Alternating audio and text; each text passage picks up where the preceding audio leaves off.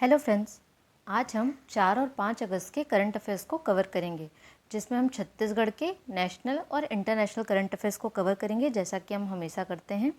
इससे पहले मैं आप लोगों को बता दूं कि मैंने जुलाई मंथ का करंट अफेयर अपलोड कर दिया है, जिसे आप लोग बहुत अपना सपोर्ट दे रहे हैं।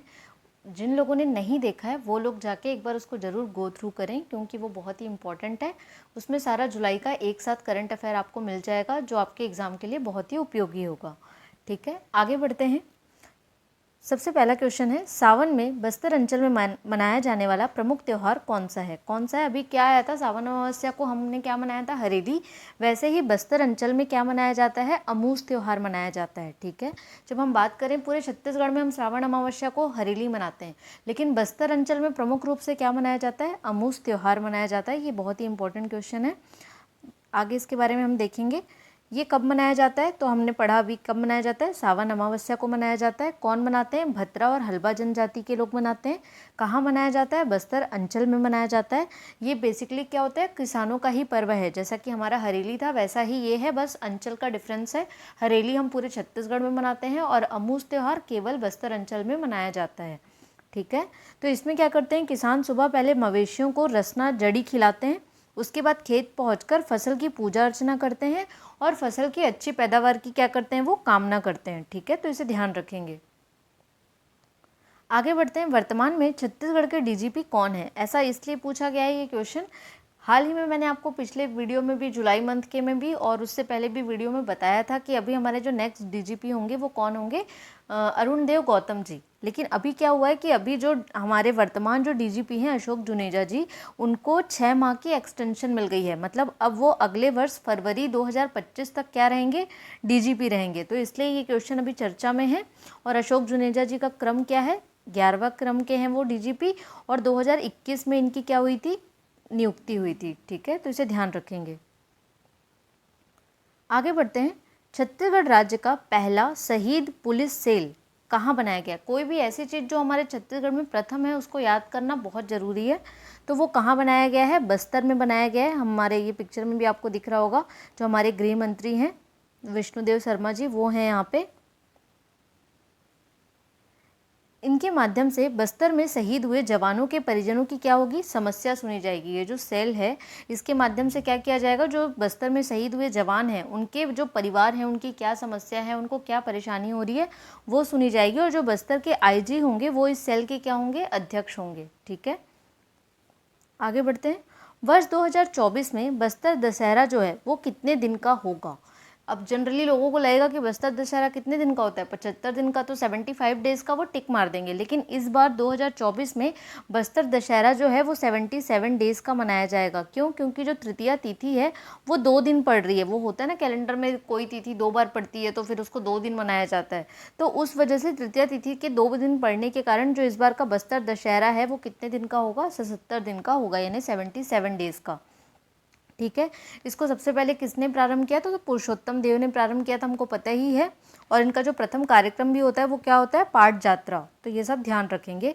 मैं बस्तर दशहरा के ऊपर आपको अलग से एक क्वेश्चंस बना के लाऊंगी, जिसमें सारे उसके जितने भी उनकी पूजा विधि विधान, जितनी 13 उनकी रस्में हैं वो हम उसमें सारे कवर करेंगे। ठीक है, तो उसको ध्यान रखेंगे। अभी न्यूज़पेपर में डेली उससे रिलेटेड कोई ना कोई न्यूज़ आ रही है, उस पर अपना नज़र बनाए रखेंगे। ठीक है, बस्तर ओलंपिक खेल 2024 का आयोजन कब किया जाएगा? ये अभी अभी न्यूज़पेपर में बहुत चर्चा में था कि अक्टूबर और नवंबर माह में बस्तर ओलंपिक खेलों की क्या की जाएगी, आयोजन किया जाएगा। और इसमें क्या होगा, 32 गांव में मैदान बनाया जाएगा, जिसका जो जिम्मेदारी है वो सुकमा के जिला प्रशासन को दिया गया है। ठीक है, तो इसे ध्यान रखेंगे। ठीक है, नेक्स्ट क्वेश्चन करेंगे। हाल ही में जीएसटी काउंसिल ग्रुप में छत्तीसगढ़ से किन्हें शामिल किया गया है? ठीक है, तो किनको शामिल किया गया? हमारे छत्तीसगढ़ के वित्त मंत्री ओपी चौधरी जी को। ठीक है, तो ध्यान रखेंगे इस क्वेश्चन को भी। हाल ही में जीएसटी काउंसिल ग्रुप के ग्रुप ऑफ मिनिस्टर्स का क्या किया गया है, पुनर्गठन किया गया है, जिसमें छत्तीसगढ़ से वित्त मंत्री श्री ओपी चौधरी जी को शामिल किया गया है। इस ग्रुप में 2 राज्यों के उप मुख्यमंत्री समेत 8 सदस्य हैं। और इस जो ग्रुप के संयोजक हैं वो कौन है, महाराष्ट्र के उप मुख्यमंत्री और जो वित्त मंत्री हैं अजित पवार जी हैं। ठीक है, तो ये ध्यान रखेंगे। आगे बढ़ते हैं।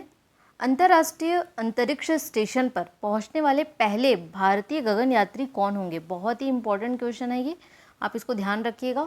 ठीक है। तो कौन होंगे ये? शुभांशु शुक्ला होंगे, ये ग्रुप कैप्टन हैं, ठीक है, जिनको भारत से चुना गया है अंतरिक्ष में भेजने के लिए, पहले भारतीय गगनयात्री हैं ये, ठीक है। और इनके साथ और कौन है? तो ग्रुप कैप्टन एक मिनट में उनका नाम बता देती हूँ, प्रशांत बालकृष्णन नायर, ठीक है, इनको भी चुना गया। लेकिन जो ये हैं शुभांशु शुक्ला, ये प्राथमिक गगनयात्री होंगे और ये जो होंगे उनके बैकअप में रहेंगे, ठीक है। ये भारत अमेरिका का जॉइंट मिशन है।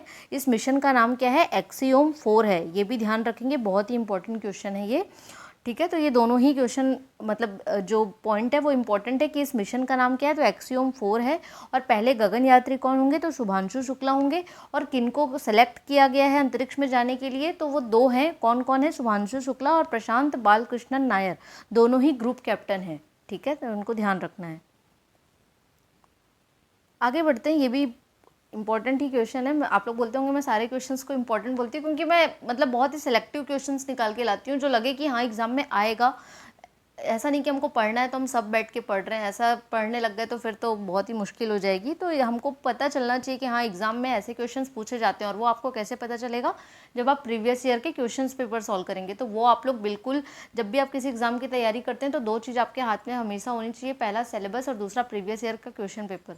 तो उससे आपको क्लियरिटी मिलेगी कि आपको कैसे एग्जाम में क्वेश्चन आते हैं और उसके हिसाब से आप क्वेश्चन बना पाएंगे, ठीक है। तो स्टार्ट करते हैं। गोल्ड स्लैम पूरा करने वाले दुनिया के 5वें टेनिस खिलाड़ी कौन बन गए हैं? तो कौन बन गए हैं? नोवाक जोकोविच बन गए हैं, ठीक है। अब ये आप बोलेंगे गोल्डन स्लैम क्या होता है, ठीक है। तो गोल्डन स्लैम क्या होता है कि ऐसा कोई भी टेनिस खिलाड़ी जो चारों ग्रैंड स्लैम, कौन है, कौन कौन से हैं चारों grand slam? US open, French open, Australian open और विंबलडन, उसके साथ साथ जब वो ओलंपिक में भी गोल्ड मेडल जीत लेता है तो उसको गोल्डन स्लैम कहा जाता है, ठीक है। तो अब नोवाक जोकोविच जो हैं उन्होंने चारों ग्रैंड स्लैम तो ऑलरेडी जीत ही लिया है और अभी जो पेरिस ओलंपिक 2024 में उन्होंने गोल्ड मेडल जीता है, किसको हरा के? कार्लोस अल्कारेज को हरा के।